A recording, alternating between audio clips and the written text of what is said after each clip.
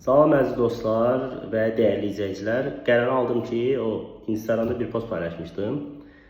O videonu paylaşım. Yəni necə deyirlər, orada bildirdiyim bir nüans var idi ki, IELTS Reading'də əlavə bir taktika var ki, onu tələbələrlə bölüşüm.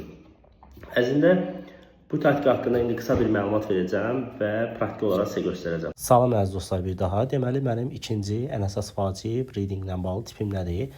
Yenə də bunun üçün bizim YouTube kanalda olan video reading videolar var ki, oradakı bütün hər şey sizin köməyinizə çata bilər. Həqiqətən də onları mütləq şəkildə izləyin və burada da tətbiq edəcəksiniz. Amma mənim bir neçə tələbə olub ki, indiyənə qədər və bunu indiyə eləyənlər də effektivliyi ilə bağlı həqiqətən həmişə müsbət rəylər yazırlar.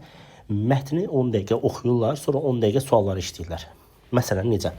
Məsələn, burada Margaret Preston haqqında danışır. Onun doğulduğu Cənubi Avstraliyada 1875-ci ildə doğulub.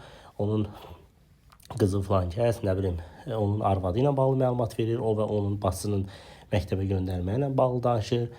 Sidneyə götürülməsi ilə bağlı və s. və axır. Bunu belə oxuyursunuz, təxmini bir 60-70% tərcümə edirsiniz.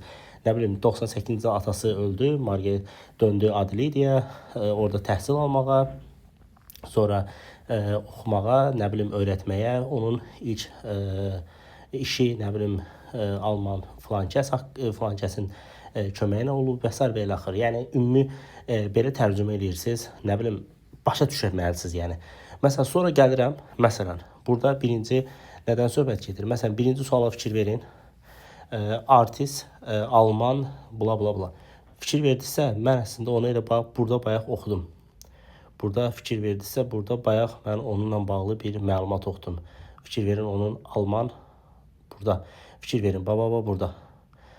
Yəni, bu o deməkdir ki, artıq mən mətni tərcümə edirəm deyə, mənim bu sualı tapmağım daha çox tez olacaq. Ona görə də strategiyalar oxuyun və strategiyalar video dərslərim var. Onları izləyin bu YouTube kanalda və dediyim kimi, bu mətni axıra qədər oxuduqdan sonra artıq mətni bilmiş sayılırsınız. Tamam mı? Ondan sonra nə edirsiniz?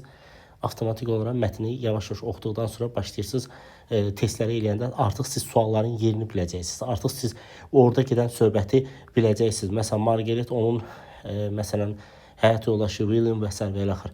Yəni, bunlar artıq sizə məlum olacaq və bu strategiyanı tətbiq etsəniz, həqiqətən qısa bir müddətdə readingdən nəticə əldə edə bilərsiniz. Əlbəttə ki, burada əsas məsələ sizin nə qədər və necə etməyinizdən çox şey asılıdır.